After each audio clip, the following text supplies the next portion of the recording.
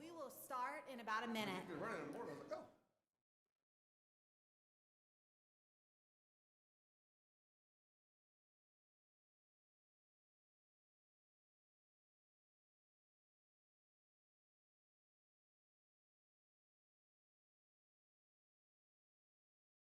All right, I'll go ahead and call the board meeting to order. Strong side, bro. So Chad, if you could call the roll, please, for us.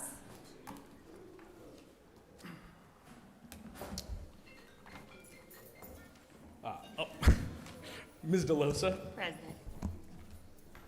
Mr. Durham, Present. Dr. Ernest, Present.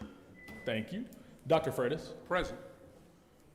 Mr. Gastineau, Present. Mr. Mapes, Mr. Mapes, Pat had an issue this morning at work. He was going to try to get on, but I'm not sure that he was going to make it. okay. Ms. Moat, Here. Ms. Runchler, Here. Mr. Watts, Here. Dr. Jenner. Here, We have a quorum. thank you. Let's please stand for the Pledge of Allegiance. I pledge allegiance to the flag of the United States of America and to the republic for which it stands, one nation, under God, indivisible, with liberty and justice for all.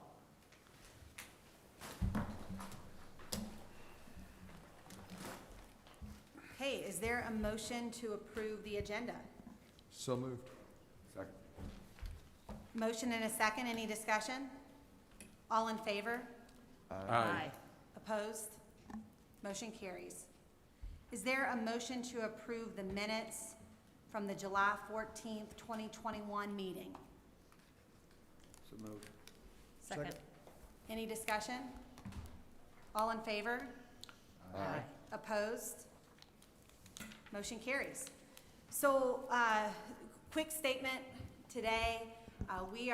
In July, we talked about that next time we would meet, we would be off to the races with school, and we certainly are here in Indiana off to the races. And I know, Greg, you're in session. Yes. Erica is in session, both started last week. Kristen's not yet. BJ in Evansville is in session. Pat, who's not here, is certainly in session. We are moving in Indiana with schools in session. And a couple of quick things on that. A huge thank you to educators for all the preparation that it takes to get school started. I think so often that behind the scenes work, that unseen work that our educators are actively doing in preparation, from handling student scheduling woes, making sure their staffs are staffed up and where they need to be, overcoming transportation challenges, and of course, preparing to make the best possible first impression for their kids and families coming in. So an enormous thank you to our educators. And we talked last week, Greg, usually right after you start school as an educator, and students too, that weekend directly following as you're getting into the routine, you just kind of crash from exhaustion. But we so appreciate all the work that our educators are doing. In today's meeting, we are going to continue sharing a bit more data that we have with our partnership from the National Center for Assessment. We have shared with you, our board, and the general public that we plan to just put it all out there in terms of the COVID impact of in Indiana. And certainly we did last month with the learning impact. Today there's another data point that they were able to do some analysis with. We briefed you, I think, last month, and that is on the instructional mode data. So our discussion today will have a presentation showing you the analysis of what we know from all of our student assessment data and our instructional mode data. And that is a huge thank you to, educators across the state and the DOE team, SBOE team as well, because Indiana stands strong in the data that we have collected. And the best data that we have informs, obviously, good decisions forward, or that we make the best decisions using that data. So really appreciate all the work and look forward to hearing more about that study. On that note, are there any other board member comments or reports? Dr. Jenner? Yes, Dr. Ernest. I think that's you. Yes, thank you. Yes, it is. It is. And I apologize for not being there. I'm supporting some schools that are starting today as well that I work with teachers on. And on that note, as Indiana's 2010 Teacher of the Year and board member, I'd just like to say congratulations to the 10 finalists that were released here between board meetings and just recently, and just congratulate them. I'm not going to read that list, but I just wanted to say a big congratulations to our 10 finalists for the Indiana Teacher of the Year. Dr. Ernest, I'm so glad that you brought that up. Absolutely. We are thrilled to celebrate with those 10 teachers across the state of Indiana. That is really a significant and intense process to be in that top 10 list. So I'm glad you brought that up, Dr. Ernest, and certainly we're thrilled about our top 10. Any other board member comments and reports? Okay, seeing and hearing none, let's move on to public comment. We do have one, Kendra Johnson. So Kendra, we welcome you to the podium at this time and look forward to hearing from you.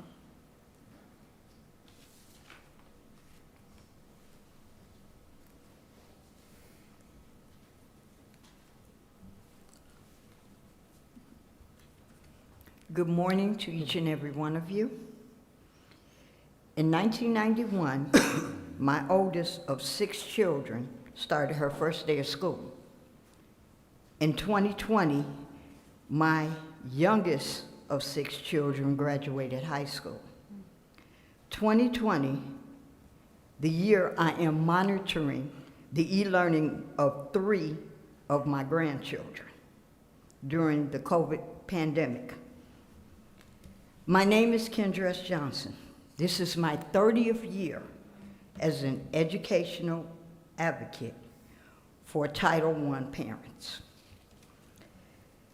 In 2020, COVID-19 caused a shutdown and then a shift in the academic system.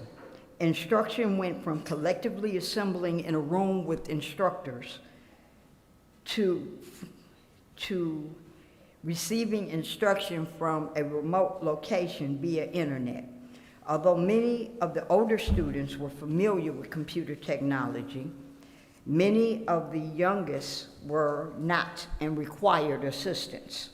Although many parents are familiar with tech via smartphone, how familiar were grandparents and other older guardians? What training did they receive? Even now, with parents, guardians, and grandparents deciding whether to allow their children to return to in-house instruction or keeping them at home until the pandemic wears down some more, we're going to be faced with that once again. Many grandparents and parents are just now enrolling their students.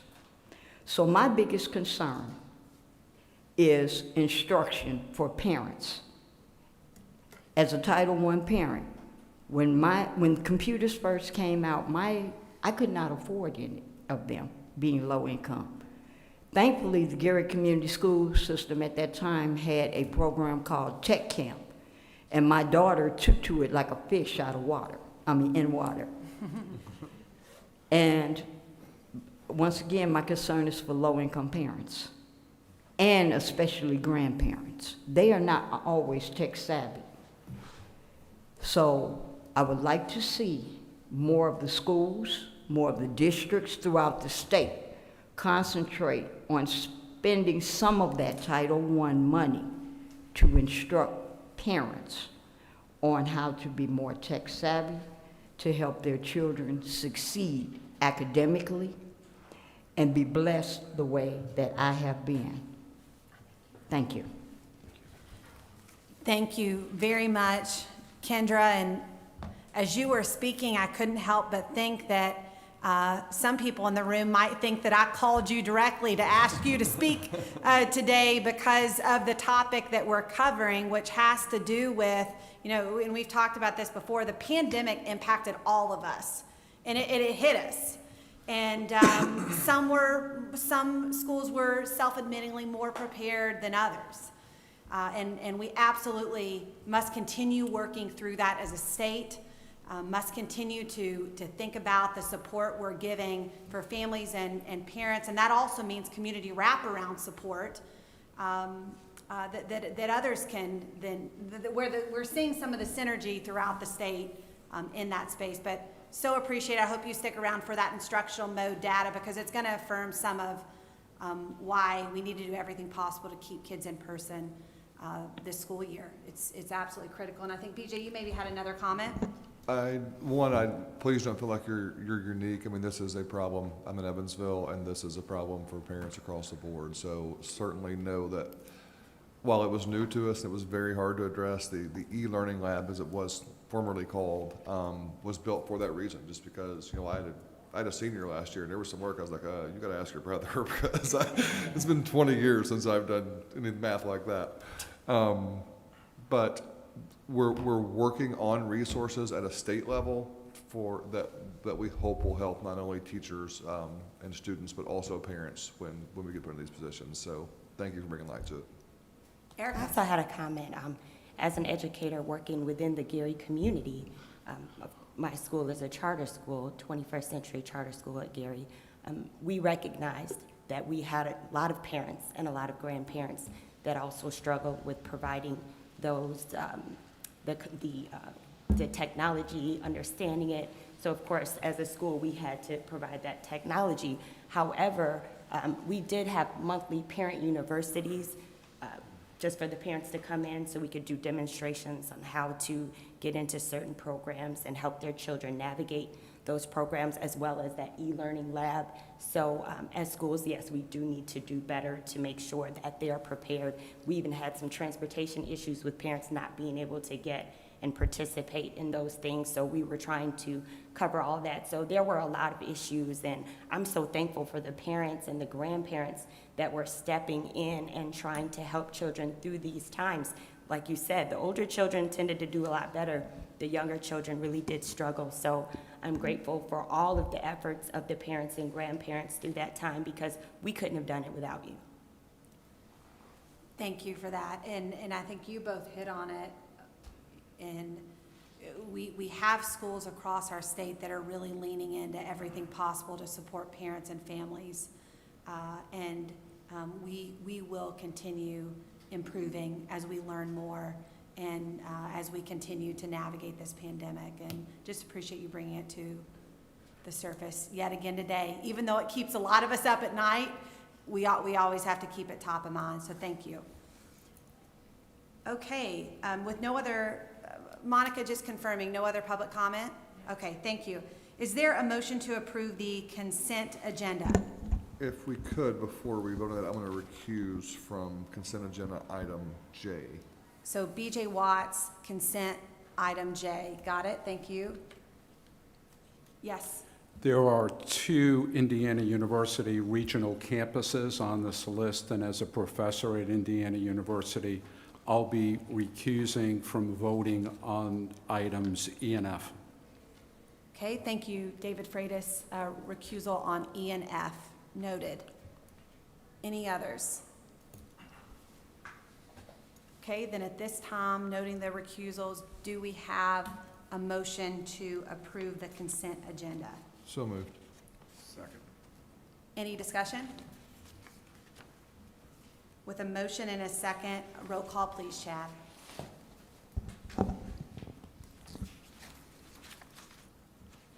Ms. DeLosa, Yes. Mr. Durham, Yes.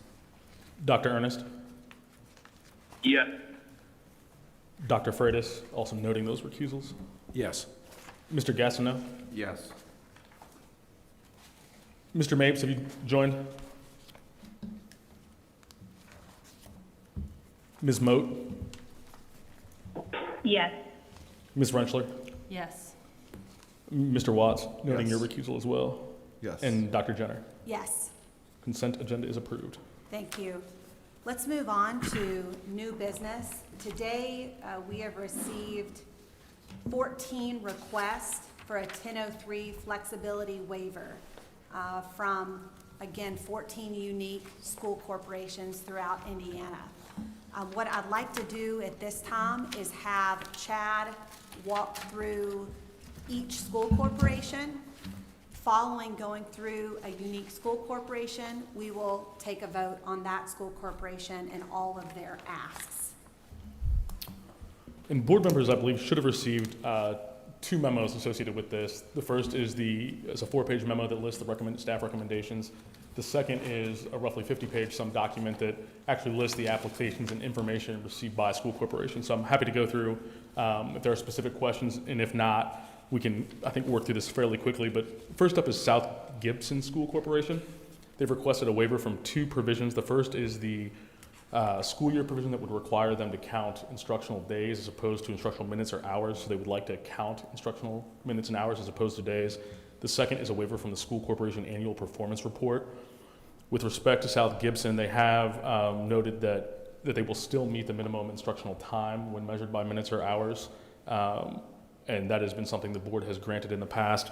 In this instance, despite the request, staff recommends that the waiver be granted for the 2021-2022 school year only, and that will hold true for all requests from the 180 instructional day requirement. Staff, consistent across the board, has recommended a 1-year waiver as opposed to a 4, which in some instances school corporations have asked for. So if there are any specific questions for South Gibson, and if not, we can. Yes. Chad, how does this waiver proposal, if granted, positively impact students? Yeah, so I think that's a great question, across the board for all of these. They have indicated that they do intend to improve student performance with these waivers, and in the majority of instances, and it's true here for South Gibson, one of the reasons they've requested this flexibility is, again, they currently offer more instructional time than is otherwise required, and their waiver to count hours or minutes instead of days would allow them to repurpose some of that instructional time that's already offered in order to offer targeted PD to teachers in order to really hone in on where students are struggling. Okay, thank you. And Dr. Freitas, that's a great question. Also for anyone listening, there are 2 memos to this. One is a shorter, I think, 3 to 4 page document with recommendations from staff. And then there's also a 45-page document that is directly from the school. So as Chad mentioned, every school, part of flexibility, had the opportunity to design what they thought would contribute to positive student outcomes. I think it's a really appropriate question, and also, again, wanted to point to that additional document there. Madam Secretary? Yes. I'm going to ask that same question on all of these. Okay. And if it's the same answer, you don't need to repeat it I every would time. say it's But I roughly think the with same, yeah. any of these waivers, the legislature granted this board the opportunity to accept or reject, and so they're relying on us to make that subjective determination, and thank God that we have a legislature that's so informed, they give the educators some responsibility for determining that. So I think that's an important question. If it's not impacting students positively, I think we need to talk about that. So If it is, and it's clear, Chad, just say it's impacting positively. But I read a few that it really was not clear what the impact would be. So I will say, that, and that's a great point, great question. One of the things that Ron and I did this round, which has not been done in the past, is we contacted every single school corporation that requested a waiver after the fact, and we did ask them to provide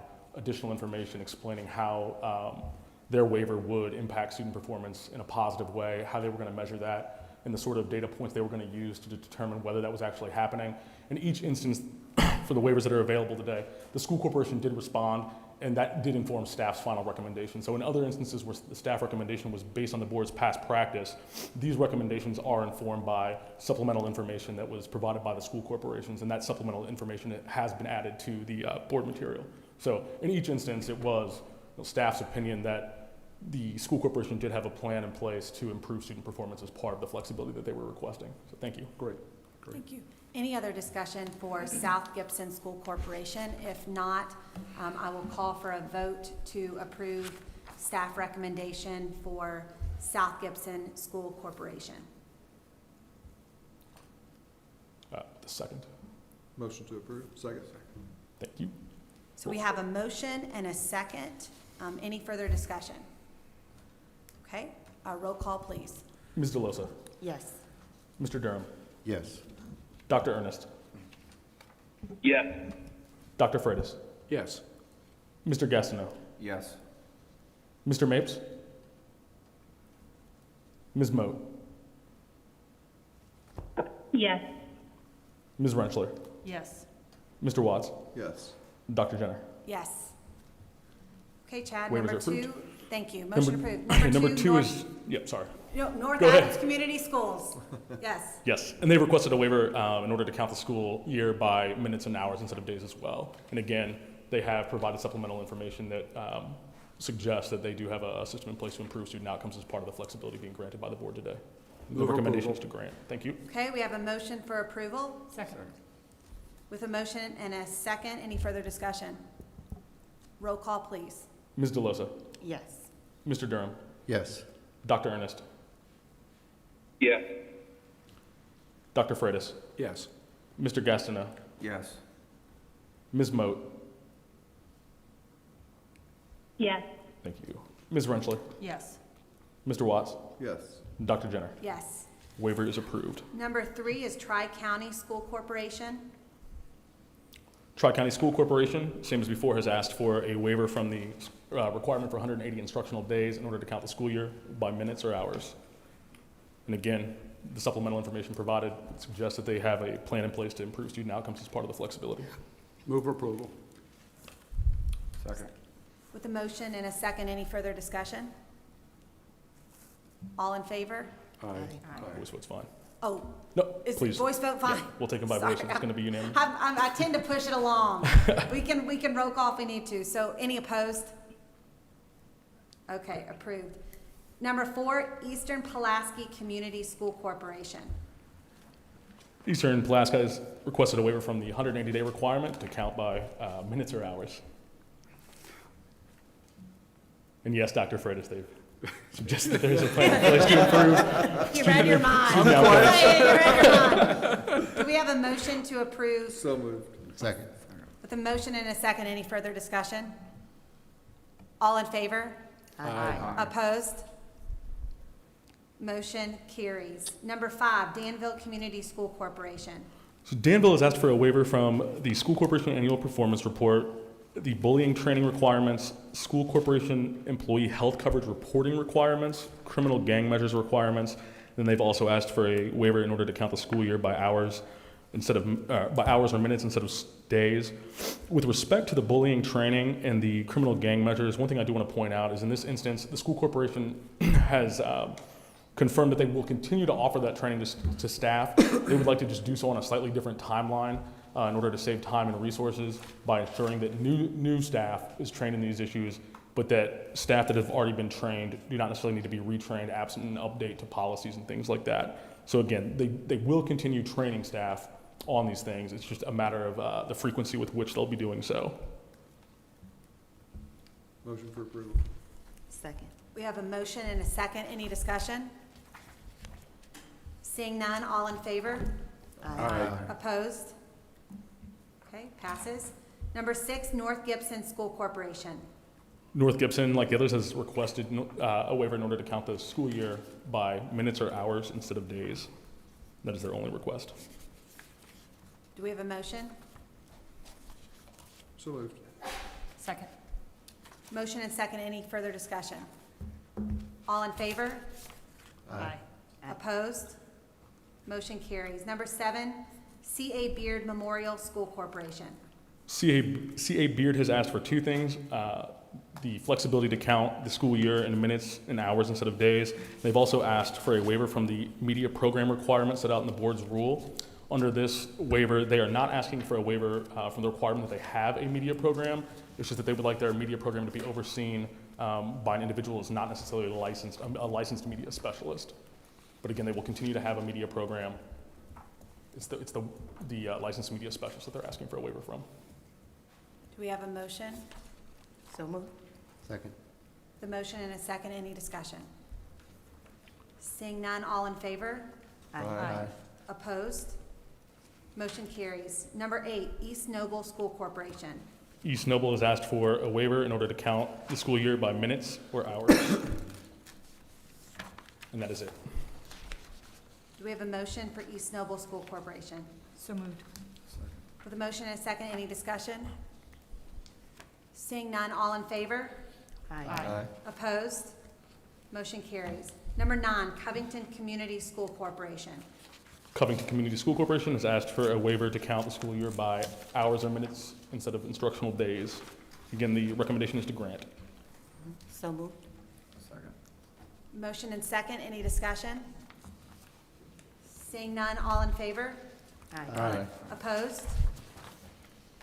Number 10, MSD Pike Township. So Pike has asked for a number of things, and I'll go through them, each one if board members have questions. But the first is the ability to count the school year by minutes or hours instead of instructional days.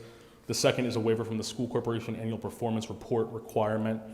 The third is a waiver from the bullying training requirements. Again, like the earlier request, the school corporation will continue to train employees on their bullying policies, anti-bullying policies, and things like that. They're simply requesting flexibility with respect to the frequency and how often they train their employees. So all new employees coming into the corporation will still receive that same bullying training.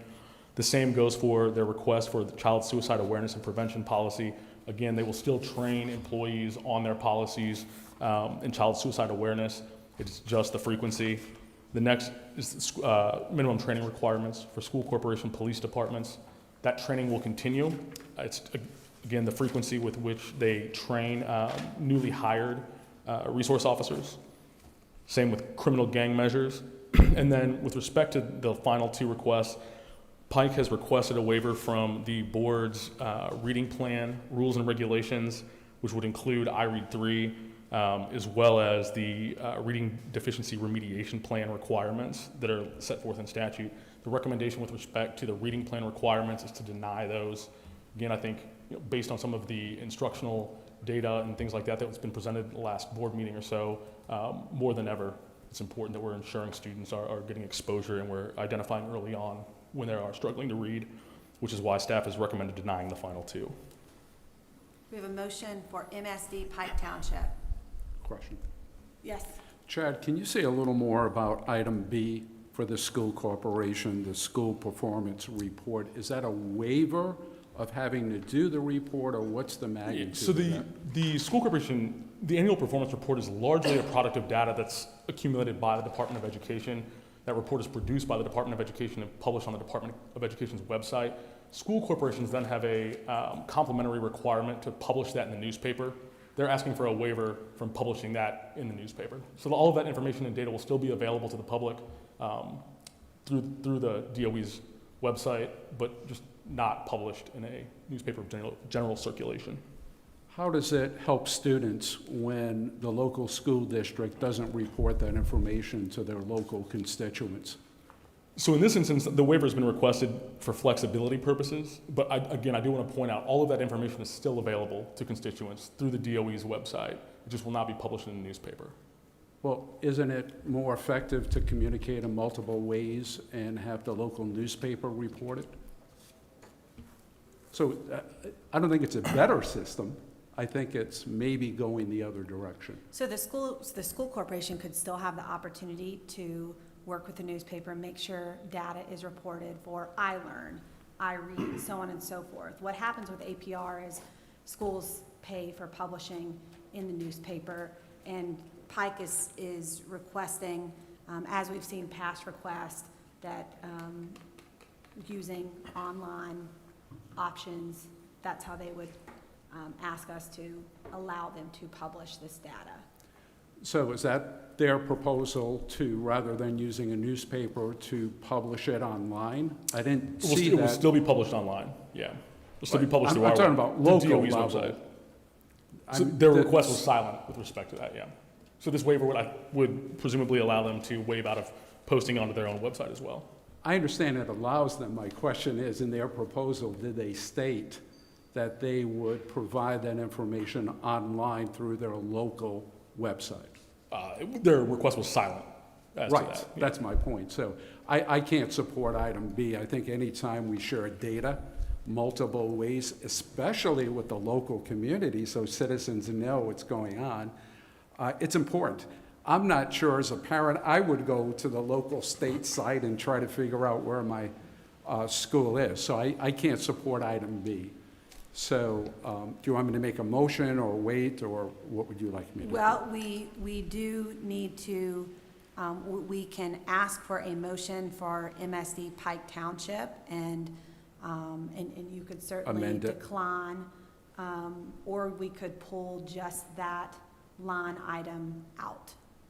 Okay, I would suggest that if one of my colleagues makes a vote to approve the staff recommendation, then I'll amend that motion for item B.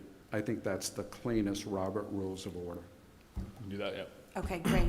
Unless, Dr. Fraser, you'd like to make a motion with respect to everything but item B and a follow-up motion afterwards, instead Right. of having to amend a motion that's being Okay, made. let me do that. That'll be easier. Yeah, I think So I'll make a motion to approve the staff recommendation minus item B, and my intent is to bring item B back after this vote to make it simple. So we are voting on 10A through H minus B, with staff recommendation being approved. And again, B is not on there. We have a motion. Do we have a second? Second. With a motion and a second, any further discussion? Seeing none, all in favor?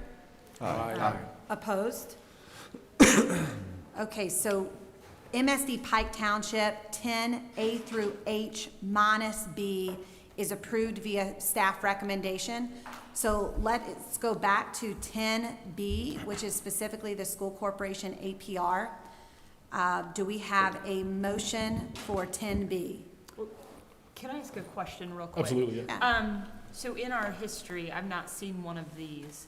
Is this something that school corporations have done in the past, and has it been approved in the past? It has been approved, and actually was just approved with respect to South Gibson, which was the first voice vote we took. But this is something that has also been approved in the past across the board. For me, well, I certainly appreciate David's stance on this. I feel like this information is available, and every dollar is precious to schools. And I, for one, would like to see us work to get this out of statute in future years. I know that's not a conversation for today, but I think every dollar we can spend when we know that the gap's been created, every dollar we're spending directly on kiddos, when this information is available to parents, that's why I support it. Again, David has a great point, the fact that it's not local, but that information is there. So maybe locally they share, this is where you can find it. But for me, the dollars being in classrooms with kiddos is why I support. I support this actually being changed in statute. I would lobby for that, but that's not a conversation for today. With all due respect, it's not a money issue. The local school district could just put it on their local site. Even for that particular school, there could be a tab that gives that information. So I'm not talking about spending any money other than having it posted on the local website. I think few parents will go to a Department of Ed site with hundreds of schools to find their particular school. If it's on the school website or school corporation website, why not share it? What are we afraid of? So my motion, if you want to get to that, is I thought But so. I'm not gonna listen. Yeah, keep You going. were giving me the Yeah. look. And so I'm going to make a motion to deny item 10B for the reasons stated. I won't restate them again.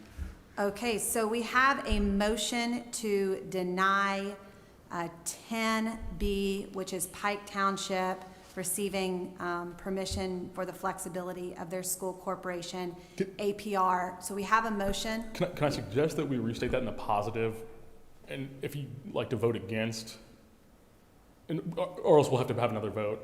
That's just a suggestion, but happy to. Sure, what would you like? Okay, so you're recommending that 10B, we have a motion to approve, and then those two, so that we don't have to redo the vote? Correct. Understood.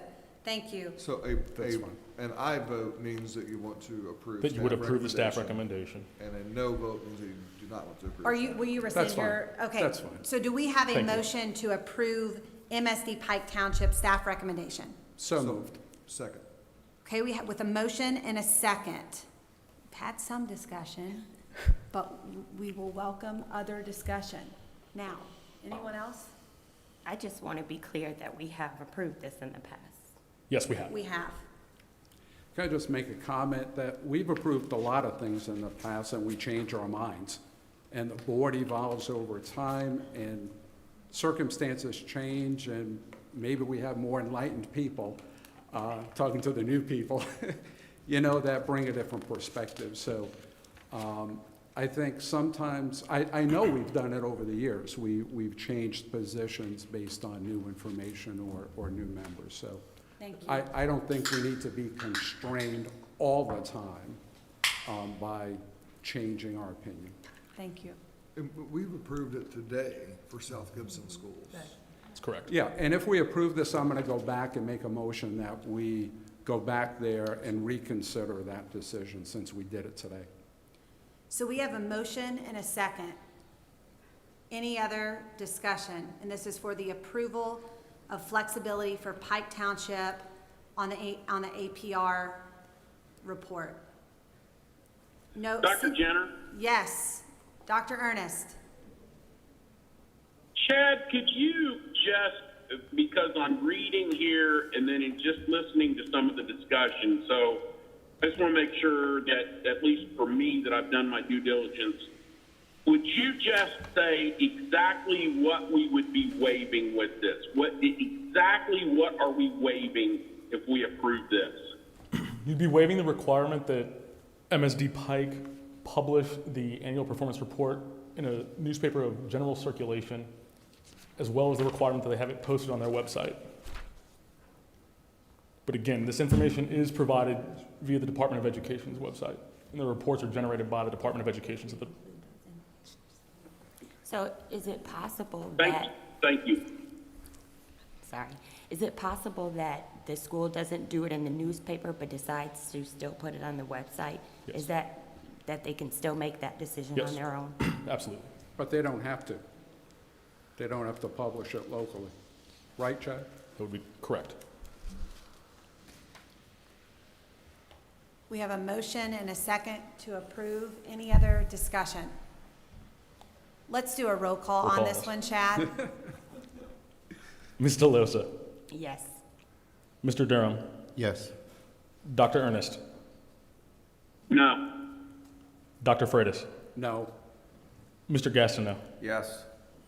Mr. Mapes, Ms. Moat, Yes. Ms. Rensselaer, Yes. Mr. Watts, Yes. and Dr. Jenner. Yes. Motion is approved, and the waiver is approved as well. Number 11 is Monroe County Community School Corporation. Monroe County would like to count the school year in hours and minutes as opposed to instructional days. Staff recommendation is to grant for the 2021-2022 school year. So moved. We have a motion and a second. Any discussion? All in favor? Aye. Opposed? Motion approved for Monroe County. Number 12, Beech Grove City Schools. Beech Grove City Schools has requested a waiver in order to count the school year in instructional minutes and hours as opposed to days, as well as a waiver from the media program requirements. Again, the school corporation will move forward and still offer a media program. They're asking for a waiver from the requirement that it be headed by a licensed media specialist. And this is, again, is something that the board has seen and approved today. Motion to approve. We have a motion. Do we have a second? Motion and second. Do we have any discussion? Seeing none, all in favor? Aye. Opposed? Beech Grove is approved. Number 13, Bartholomew Consolidated School Corporation. So Bartholomew has asked for a waiver from the 180-day instructional requirement in order to count minutes and hours as opposed to instructional days. Staff recommendation there is to grant for the 2021-2022 school year. They've also asked for a waiver from the reading plan requirements. Again, that includes I Read 3 and other portions of the reading plan, For the same reasons as before, the staff recommendation is to deny that excuse me, portion of the waiver. And those are the only two things that they've requested. Question. Yes? Chad, how does it help students when we're waiving IRE 3? No, let me be clear. The staff recommendation is that we do not waive that requirement. Yeah. Thank you. So, Dr. Freitas, good clarification. So 13A is grant for school year, 13B, the reading Is plan and deny. I see it now. components Thank is a deny recommendation. Okay. So we're looking for a motion for approval of staff recommendation for Bartholomew County School Corporation. So moved. Second. With a motion and a second, any discussion? All in favor? Aye. Opposed? All right, and last but not least, number 14, Indianapolis Public Schools. Indianapolis Public Schools has requested two things. The first is a waiver from the requirement they do 180 instructional days. Again, they will count minutes and hours as opposed to days. And then the second is a provision that's not brought up often, but it's a provision that prohibits school corporations from transferring in excess of $12,500 from their general fund to their operations fund for things such as memorabilia, interview expenses, and food. The recommendation there is to deny that, mostly on the basis that there was not an explanation as to how much they would end up transferring if granted that waiver, and what exactly those funds would be used for. Do we have a motion to approve staff recommendation for Indianapolis Public School? So moved. Second. With a motion and a second, any discussion? Seeing none, all in favor? Aye. Opposed? Now, Dr. Freitas, you had mentioned an interest in calling another vote for one of the other items for the APR. No, given the board's vote, Okay. then it takes care of that potential Okay, motion. I just wanted to make sure, so thank you for that. Okay, Thank you. let's, Staff will inform the schools. thank you, Chad, appreciate it. So let's move to the Indiana instructional mode data. I believe we have Dr. John Keller and Maggie Pano, who are going to share this data with us. Do you need a clicker? Oh, sorry. Oh, I see it. All right, well, thank you for allowing us to share some of the additional information that we have compiled on our academic impact study, specifically on the mode of instruction. We know that this is a topic of high interest, so we wanted to be able to share what we could with the data that we had available with you all. But before we get started in looking at that, we do want to bring up a couple of considerations as we're thinking about the information that's being shared. First, the data set that we're using is based to determine mode of instruction is based on our 2020-2021 school year attendance records. This year was the first year that we collected attendance at the student level on a daily basis. As such, we did experience some complications with those data collections, which is pretty normal for a first year of a brand new system. So as we're looking at this data set, please consider that we are missing roughly about 15% of school records statewide for this particular data set. The other thing to consider is just the general significant widespread impacts that were experienced due to COVID-19. And while we are looking at mode of instruction data and considering that, we should also be cognizant that any conclusions about the relation or correlation between student virtual or remote or in-person status on the academic impact should be taken under advisement and with caution, because there are so many factors that we cannot control for as we're looking through this data. And lastly, along those same lines, we also want to consider that the mode of instruction data, since it is based on the attendance collection, does not consider factors like the student engagement levels within each of those types of mode of instruction, whether the instruction was synchronous or asynchronous throughout the school year, the instructional platforms that were used or provided if they were remote, as well as local attendance policies, which are determined at the local level and can vary widely between school districts. So as we looked at this, the mode of instruction academic impact information, we worked with the Center for Assessment, and I am a poor replacement for Dr. Bidebenner this month, but he conducted the analyses for us. We provided him iLearn data for English language arts and mathematics for grades 3 through 8, and included student demographic data as well as student academic student group data. We also provided NWEA MAP interim assessment data for grades K through 10 and the WIDA access for English learners for K through 12. For this particular study on mode of instruction, we merged the iLearn data with our mode of instruction data based off of our attendance records. Through that review of mode of instruction, we established 4 different types or categories of mode of instruction. First is in-person or predominantly in-person. Second was remote or virtual. Third is hybrid, which was a combination of in-person and remote. And then lastly, we have our, in Indiana, our established virtual schools that we also considered. The analyses looked both at a student level and a school level.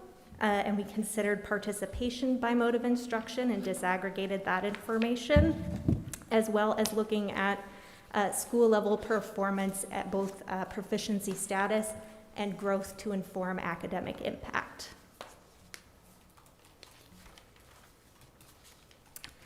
So we do have some tables of data, but up front we did want to provide a summary of the results. So first, looking at the summary of individual results.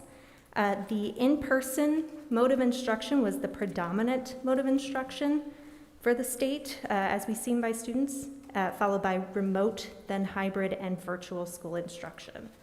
As we looked at the academic impact and through growth and proficiency status, we found that on average, in-person instruction did provide or have better results than other forms of instruction statewide. We also found that there were slower rates of learning based on the growth rates we saw that were associated with virtual or remote instruction. And lastly, we found that ethnic minority students were much more likely to receive remote instruction than our white students. Looking at school level summary results, the vast majority of schools in Indiana did conduct in-person instruction throughout the school year, with nearly 50% of our schools having greater than 90% of students in person all year. And nearly 80% of our schools had greater than 60% students in person all year.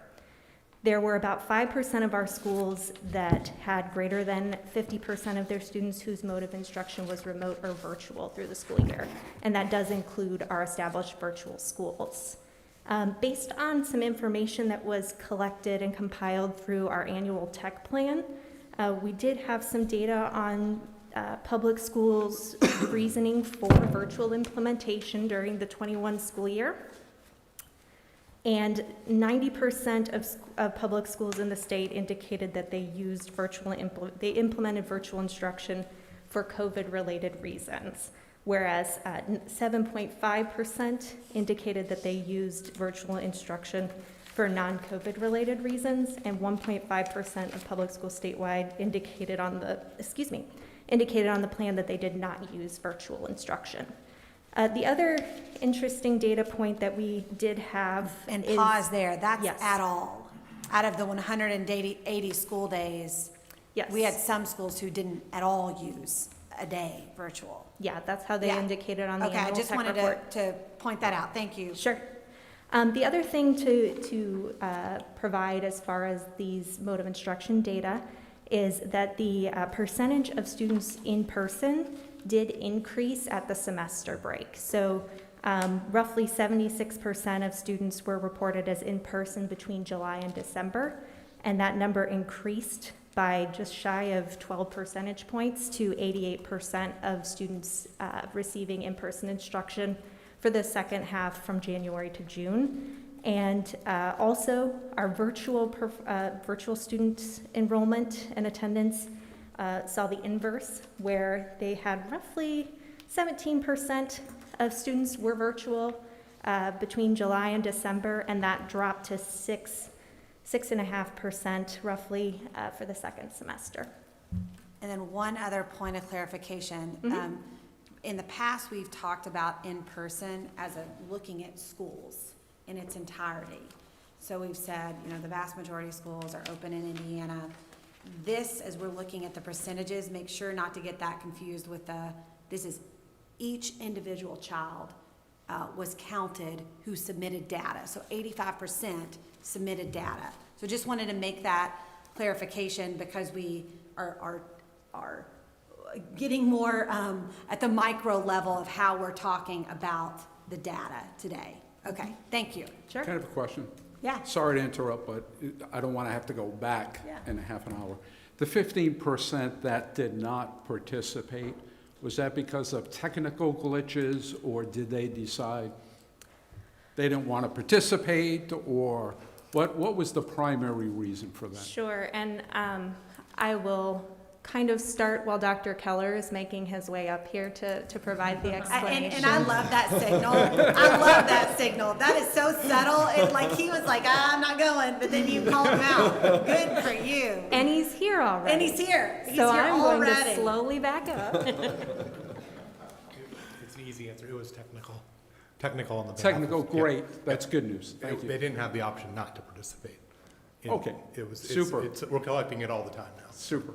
And Dr. Freitas, I do want to, you're trying to leave, but I do want to point out and just like what their team has done to now have real-time per student data is really going to be helpful for our state, for not only State Board of Ed, the DOE, our local schools, but that is in partnership with schools and the department, making sure that data flow is there. So to get 85% on round one when it was a rollout during, that is good work. So in the past, Indiana collected attendance data at the end of the year. That's when schools sign off on their attendance data, which makes sense because that's when your attendance picture is complete.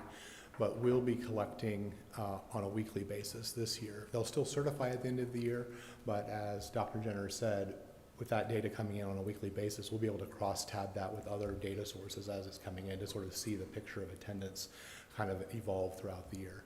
And to give you a sense of the scale of the 85%, and it may have been a little higher than 85% because the data that we're looking at here is the crossed with iLearn data. So I would say it's probably even maybe closer to 90%.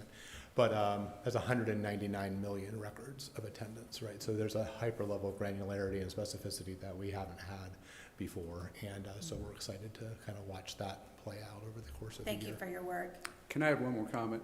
Yes. We are leading the country in this area. I had a chance to talk to Dr. Keller before the meeting. We are far and above any other state in the country, so we should be very proud of you and your team. No other states are even close to where we are. So Dr. Keller and his team, from one board member, thank you. You're welcome. And I'd say, David, I'm so glad it's a collective board member. I mean, Dr. Keller, you have a team under you who is just at it on this. I could start to rattle off names, but I'd miss someone. Maggie, I mean, there are multiple people working at this, and it's a big lift, and I have a fantastic team. Yes. Very, very good. And our schools, right? Our school Right. leaders Absolutely. said, okay, let's do this. So we have this data transfer. We hope over time that it also, the goal is that it also limits the reporting that our schools are having to do, the self-reporting and I mean, there's a win-win for all sides here. So thank you for saying that. Back to you, Maggie. He's escaping fast. So if you need him again, maybe stay close. I know how to get him. Okay. So we had roughly and the previous slide indicated about 5% of our schools that had 50%. of students whose mode or primary mode of instruction was remote or virtual. So as we're considering those students and schools whose primary mode of instruction was remote, just kind of a spoiler alert, almost always we saw at least a minimum of a moderate academic impact with those schools. To frame that another way, none of those schools demonstrated improvement or a minor academic impact.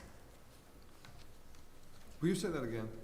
Sure. Please. So are those schools whose primary mode of instruction was remote or virtual did not experience anything less than a moderate or significant impact. So flashback to July, we mentioned 3 general statuses of academic impact. Minor to no, which was a pretty standard kind of summer recovery time frame. Moderate, which was up to 1 full academic school year of recovery time to get back to pre-COVID time. And significant was greater than 1 academic school year to recover.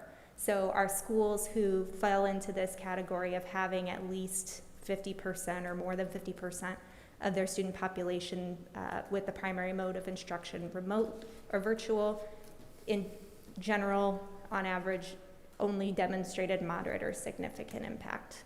So the spoiler alert, in really simple terms, is in-person instruction really, really, really matters. That's And what our teachers do in the classroom, face-to-face, really matters. And I think we, as a country and as a state, we had a lot of speculation about that.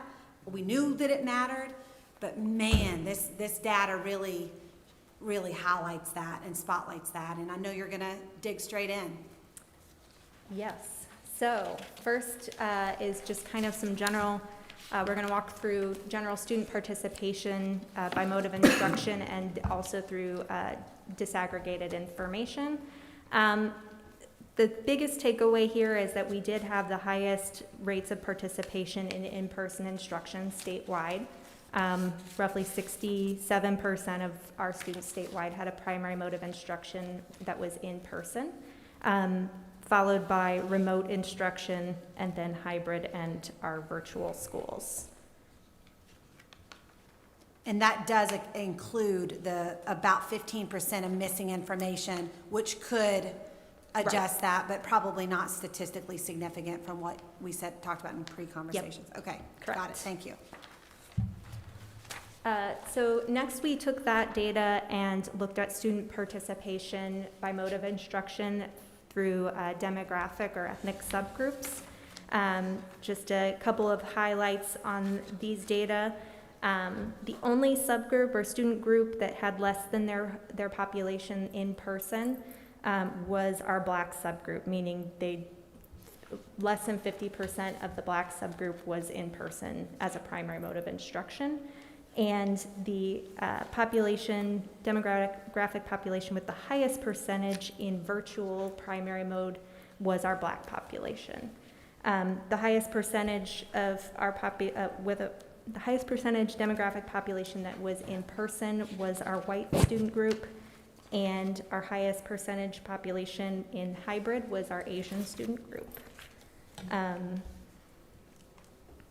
All other student groups had more than 50% in person as their primary mode of instruction outside of our Black student groups.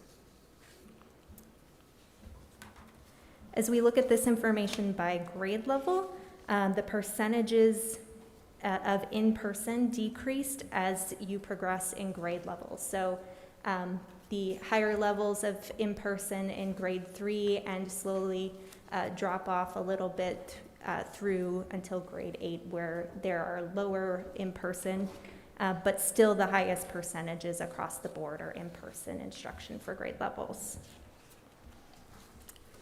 And conversely, our virtual percentages increased as you progress through the grade levels. Same with hybrid.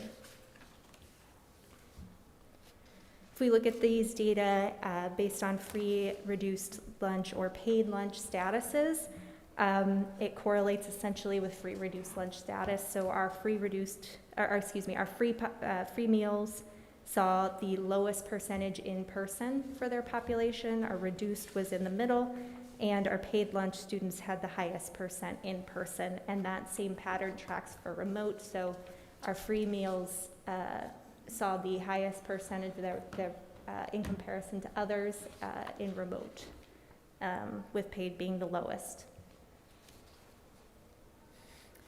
Special education versus general education were actually fairly comparable in the distribution of mode of instruction. And lastly is our English learner student population. We broke this out in 3 categories: our current English learner students, which is the limited English proficient; our fluent English proficient, which are former English learner students that have met exit criteria; and students who have never been identified as English learner. Numbers are fairly comparable between our English learners and non-English learners, but the interesting component here is with our former English learner students, who saw the higher percentages of virtual in comparison to the other groups. So we intend to look a bit deeper into our former English learner student population to get some more information about their overall performance and academic impact, and hopefully be able to get some enlightened information about that particular student group. Before we shift over to performance, one other question, kind of going back to what I mentioned before. I know you said that the 85% data wouldn't statistically impact our percentages too much. Since we use the in-person, remote, hybrid, virtual school, and missing information as a sum, if we were to only look at like approximately how many EL students statistically, that number on all of these would increase. If we incorporate the missing information? Yes. So I want to make sure that's clear as well. If we're out publicly speaking, right, to say it's approximately 64% of students who have limited English proficiency were in person, it is actually slightly higher than that if we did the statistical analysis and included that data. So just a point, I think, especially as we're out talking and reporting. Yep. Thank you. No, good clarification point. So the last 2 slides we have here, we're going to shift and look at the performance by mode of instruction, and we disaggregated this by grade level. Again, a couple of just high-level summary information from these tables. If we look at proficiency status across all grade levels, the mode of instruction for English language arts trends upward as you progress through the grade levels for all mode of instruction types, and that tracks with our state performance as well. With the in-person mode of instruction having higher proficiency rates than other modes of instruction, and our virtual schools and our remote mode of instruction students schools generally having lower or the lowest proficiency rates. And hybrid does some interesting things in there if you look at it. For our median SGP, which is our what we utilize to determine academic impact, a couple of notes. You'll notice grades 3 and grades 4 do not have a median SGP, and that's because we could not calculate a gross score with no prior year assessment for those 2 grade levels. So our median SGP is looking only at grades 5, 6, 7, and 8. And the other thing to note on those median SGPs is that they use what we call skip year growth. So again, since we did not have an assessment in 2020, we're measuring growth from 2019 to 2021 for those grade levels. So just a couple of data caveats as you're looking at that. In general, the in-person mode of instruction had higher median SGPs across all grade levels when we compare that to other modes of instruction, which signals higher rates of learning relative to the other other modes of instruction. And if we look at these through the lens of academic impact statuses, our in-person and hybrid experienced on average a moderate impact, and our remote and virtual experienced a moderate to significant impact in English language arts. And lastly, looking at math performance. Again, math proficiency trends down as we progress through the grade levels for all modes of instruction, which tracks generally with the state performance, statewide performance. And our remote and virtual schools have generally lower proficiency rates than our in-person and hybrid mode of instruction students. And then looking at our median SGPs, our in-person has the highest median SGP across all grade levels, with our virtual school and remote having the lower median SGPs across all grades. If we look at that as academic impact status, our in-person across the board generally has moderate academic impact, and remote, hybrid, and virtual school all indicate significant academic impact. So as I alluded to, we are continuing to conduct some analyses of the data, so it's ongoing. We aren't just putting up the data set. We are continuing to look at this to further inform what the department is doing and how to best provide supports to schools, especially in the area of virtual programming and instruction, knowing that that's likely going to be an option on the table moving forward again this school year. And I'm happy to take any questions, and I'm happy to slowly moonwalk away and defer to Dr. Keller or Dr. Flores if need be. So, Thank you for this. I mean, this is really, really valuable. And when we as districts get hit with questions, I think this speaks to the fact that our kids need to be in our buildings, and any policy we have in place that keeps them out of that needs to be reviewed. So, thank you for that. yeah, and I think it's important, again, going back to those initial considerations as we're thinking about this, local districts receiving this information know best how instruction was provided in those remote or virtual settings versus in person, and they also know their attendance policies better than what we can pull. So using that data and information at the local level in tangent with these findings, I think is going to be critical to ensure the best interventions are provided. Yes, Dr. Freitas.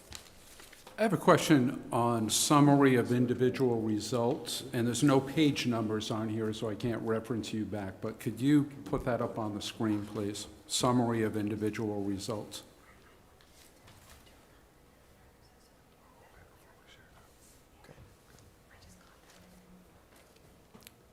Sorry, I was asking if we could get this electronically. Sidebar. Yeah. Oh, you're fine.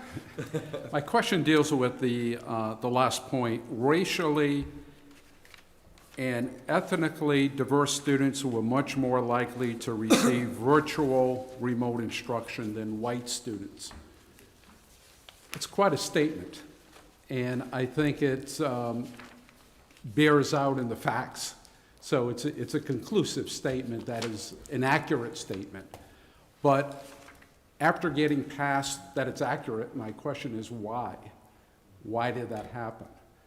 And so my first question is, can I get the top 10 school corporations in Indiana that fit into that category? I'm just curious to see which school corporations, and that's a factual kind of thing. Is that possible? Dr. Freitas, could I piggyback on that too, please? Sure. I would love to see, when we break down those schools, how many of those schools were not allowed to be in session by their health departments as opposed to making a decision not to be in session, because that's a big difference. And I think That's that my would be second very, very point. telling. I'm getting there. You're helping I'm sorry if I me. jumped ahead of you. Okay. So I'd like to start with the top 10, because that's a striking kind of thing, and I think it's important to get at it. And we're in phase 1 of this, by the way. We're just collecting data. We're not making any judgment calls. And so once we look at that, then we get into locus of control. And I'm not going for blame at all. I'm going down this path because if this happens again with the new variants that were happening, we may have to do something with schools again. And the locus of control was at the local health level. I don't think this board was consulted in any way. I don't remember having a board meeting when all the schools were being closed and so forth and so on. And I think the State Board of Education should be involved in that process. But the locus of control was solely on the local health official. So I live in St. Joseph County, Indiana. And one or two people, it looked like to me, were making the decision essentially whether to close schools or not. And as a State Board of Education member, I was sort of thinking, should we have an emergency meeting to talk about this? And I'm not criticizing, I'm just asking for the next time around, what is the role of the State Board of Education when we have a new variant potentially? And so by looking at those school districts, then we can start to plan for the future, not to go back, but plan for the future. That are there some counties in the state that we need to be more actively involved in, either at the State Board of Education level or maybe the governor's level? I just don't know. Because the impact has been pretty severe on those students, and remember, we're student focused. The impact of those students who were not in session has been dramatic. Most cases, they've lost a year. Some cases, they've lost more than a year. And so I think it's incumbent upon us to become more involved. And all I'm asking for at this point is just pure data. And once we have the data, then we can start looking at that and then begin the process of analyzing that information. So last month, we did release instructional data, and I'm trying to remember back, by attendance rate and what am I missing? And primary mode of instruction. And primary mode of instruction for every school corporation, including school type, across the entire state. The one thing that I think we have to be really careful of and acknowledge is our superintendents in our state department, our health department, local health department, it's really important that they have a good conversation. It shouldn't be like this. It should be the question of how might we keep kids in school and educators safely, regardless of what's ahead, to your point, the variants that might be coming. I think the question is, again, how might we keep all students in Indiana in school, in safely, working together with local schools and health departments. And also to step back and acknowledge none of what our locals are going through is easy. In fact, it's very challenging. And anything that we can do to support with good data, good information, removing barriers, I think we must in order to keep kids in school. And it's funny that you brought up that last point, that last bullet point, which is one of the most powerful, right? Because last month we learned that with regard to student growth, some of our racially and ethnically diverse student populations saw the biggest challenge. And some of us were asking, okay, why, what, and this gives us another layer of good information. And I know that we've talked about this frequently. I mean, we need to continue progress monitoring. We needed to continue to better understand what our data shows so that we can best lead and support our locals to lead. And that's certainly our intention as a department, as a board, to ally with our locals. I know William so well, and I feel like you have a thought. I don't want to call you out if you don't. Any other, I mean, this is a really, again, congratulations, Maggie, Dr. Keller, on yet another set of data that is helpful and informative. I can't wait for the next. But any other discussion or questions? So, Dr. Jenner, yes, you do know me well. I do. I was looking at you like, I know something's on his tip. And so I thought it was interesting because I actually underlined that statement. Okay. When you were going through it, I actually underlined it. And I had the same question, like, why is that? And then I was looking at where it says student participation by mode of instruction. And while our black students were in person the least amount, they also have the highest percentage amount of missing information. So I'm wondering if there's a connection there as well as why these numbers look the way that they look. So that was really my thought. Thank you. Yeah. I'm glad we got that on the record. I also wanted to piggyback off of what BJ stated about the health department. There were a lot of areas in Black communities that were not allowed to attend school, especially not full capacity. So it's not always a personal decision that was made within the family, but it was the decision of the local governing officials with CDC and all that. Okay, thank you. Anything else?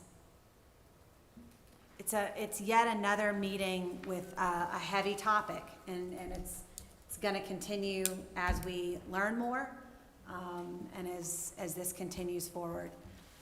Can I ask one question just while you're up here? I'm sorry. I was getting ready to call the meeting adjourned. Sorry, I'll be quick, I promise. So moved. Yeah. Sorry, too late. No, This go ahead. is valuable. Look, I know superintendents and board members that get questions about, parents are still afraid. And why are my kids in school is the question they get, why not just err on the side of caution and everyone stay home? This is really, really, really valuable. So the sooner we can get this into the hands of our superintendents that say, no, our kids need to be in our buildings, period. Sure. So I know that this is a lot, and I know that we still have some missing data that you're working on, which is amazing. But the sooner this is a tool that superintendents can use to have conversations with parents to explain to them, this is why our kids need to be in our buildings, this right here. And on that, do you want to share this? That was a perfect segue. This is in preparation for a big release to schools with some webinar videos, et cetera, that Maggie and team have done on Friday. Good. So it was prepping the public. Here's the data. Here's the additional data we have now, the additional analyses, and then a more micro school level is going to go straight to. Can you share what schools will receive on Friday? Sure. So we have worked with the Center for Assessment on this analyses, and they have provided us an executive summary of the analyses that we will be releasing publicly, with a more comprehensive report to follow. But this is just to, probably a handful of people will sit down and read the comprehensive report, and this is to hopefully get folks to access the information in a way that's digestible by most people. So we will be releasing the executive summary. Also, schools will be receiving school-level reports that include some aggregate data on the school and corporation performance in comparison to the state, so that they have some context of how they're doing in relative to the state average or statewide results.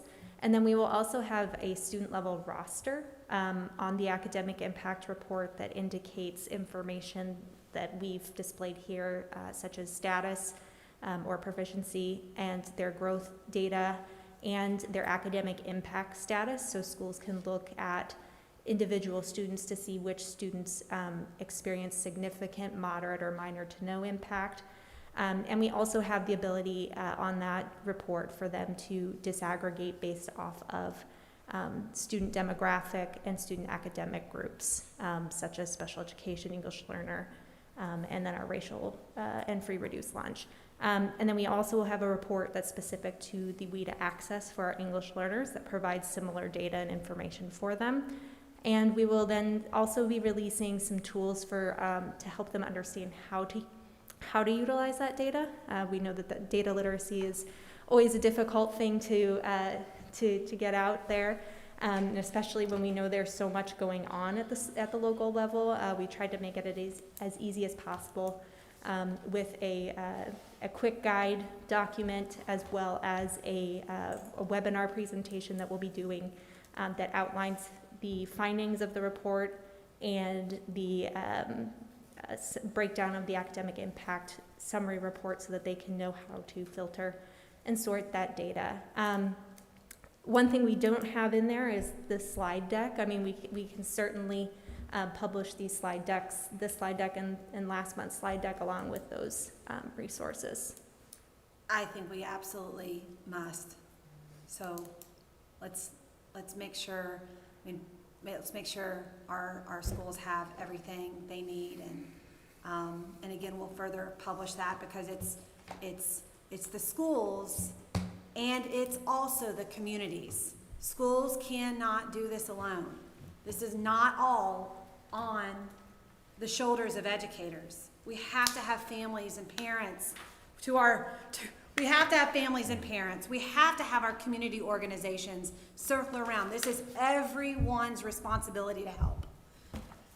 On that note, I'll show that motion to adjourn. do we have a motion to adjourn? So moved. All in favor? Aye. We are adjourned.